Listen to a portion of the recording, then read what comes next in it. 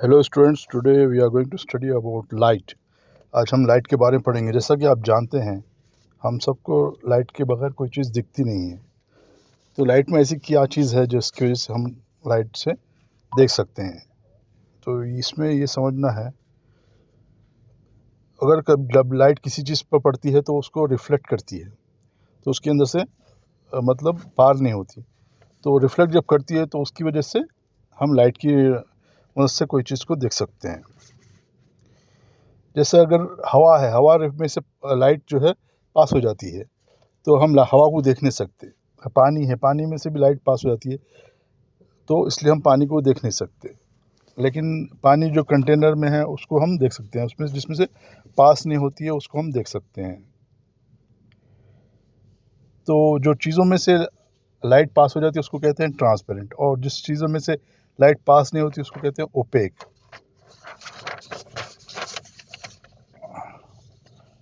तो और एक चीज़ है, हम ये नोटिस करते हैं कि लाइट जो है स्ट्रेट लाइन में ट्रैवल करती है, क्योंकि हमारा जो जो भी अगर जो साया पड़ता है लाइट के, उसकी वजह से सीधा पड़ता है एकदम स्ट्रेट लाइन की वजह से।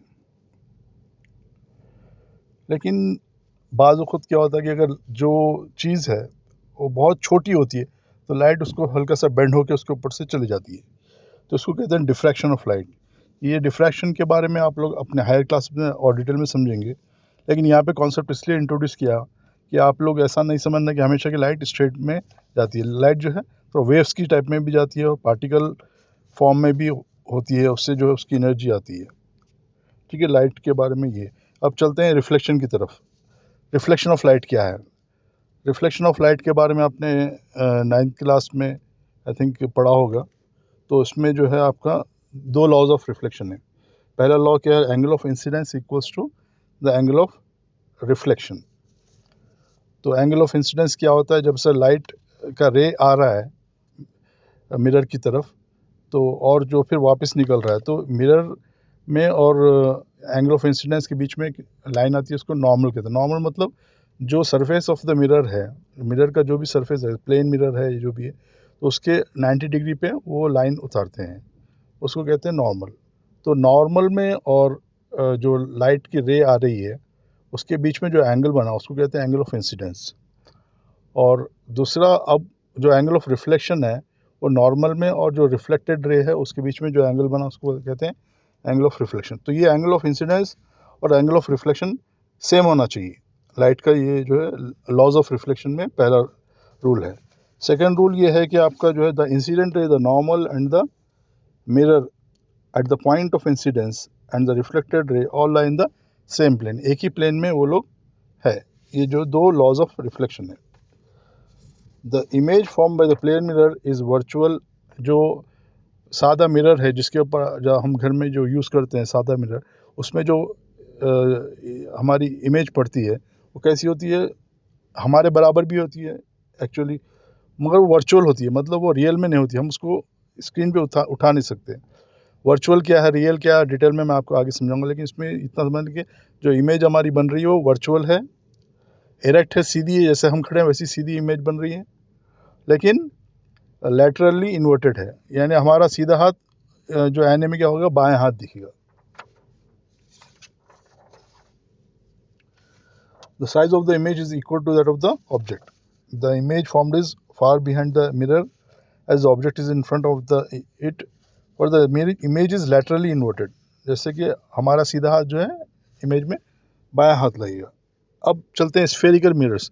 स्फेरिकल मिरर्स में क्या है? 2 टाइप है, कॉनकेव और कॉन्वेक्स। कॉनकेव मिरर वो है जिसमें जो अंदर की तरफ वो उसका गोलाई जब अंदर की तरफ जाती है तो उसको कहते हैं कॉनकेव मिरर। जो मिरर गोलाई अंदर की तरफ चली जा रही है, जैसे हम उसको देख रहे हैं, इसमें फिगर में आपको देखेंगे तो क्लियर समझ में आएगा। और जो कॉन्वेक्स मिरर क्या है, उसकी गोलाई बाहर की तरफ आती है, तो उसको कॉनकेव मिरर कहते हैं। As the spherical mirror whose reflecting surface is curved inwards is called a concave mirror. A spherical mirror whose reflecting surface is curved outward is called a convex mirror. There are certain terms. अब इसमें क्या है, अब spherical mirrors में जब आप आ गए हैं, इसमें कुछ टर्म्स है जिसको आपको समझना बहुत ज़रूरी है। पहला टर्म है पोल of the mirror.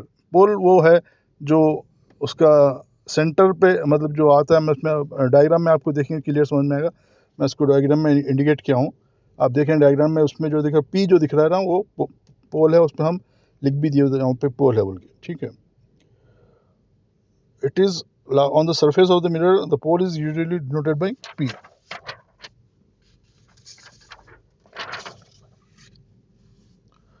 The spherical mirror has a center as it is the part of the sphere।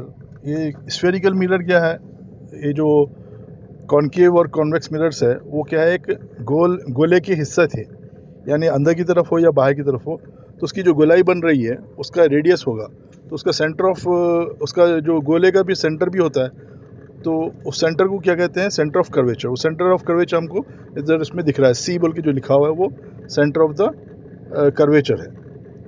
This called centre of curvature of the spherical mirror, it is represented by C. Please note the centre of curvature जो है वो उसमें mirror पे नहीं आता, उसके mirror के आगे या पीछे रहता। तो कॉन्केव के लिए क्या है, वो मिरर के सामने रहता, और कॉन्वेक्स मिरर के लिए मिरर के पीछे रहता, सेंटर ऑफ कर्वेचर। और उसका जो सिमिलरली जब सेंटर ऑफ कर्वेचर है तो उसका रेडियस ऑफ कर्वेचर भी रहता, तो रेडियस ऑफ कर्वेचर को आप आर से डिनोट करते हैं। और जो इसमें जो फिगर में पीसी जो दिख रहा है वो रेडियस ऑफ कर्वेचर के बराबर है। The straight line passing through the pole, और पोल में और सेंटर ऑफ कर्वेचर के बीच में जो लाइन जा रही है उसको कहते हैं principal axis. Remember, principal axis is normal to the mirror at the pole. Principal axis क्या है, मिरर के से 90 डिग्री बनती है पोल के पास। वो प्रिंसिपल एक्सिस क्या है, एक्चुअली पोल में और सेंटर ऑफ कर्वेचर के बीच में जो लाइन है उसको प्रिंसिपल एक्सिस कहते हैं। तो अब हमारे लेसन के बेसिस पे हम क्या करें, इसमें कुछ क्वेश्चन आंसर्स भी, मैं 4 क्वेश्चन आंसर्स दिया हूँ इसी के ऊपर। ये जो टॉपिक हम डिस्कस किए अभी, उसी के ऊपर 4 क्वेश्चन आंसर्स है, उसको आप लोग देख लिए, समझ लिए, उसको याद करने की कोशिश किए। हम जो है नेक्स्ट क्लास में कंटिन्यू करेंगे। अभी हम जो है थोड़ा सा डिटेल में समझते समझते कंटिन्यू करेंगे। ओके।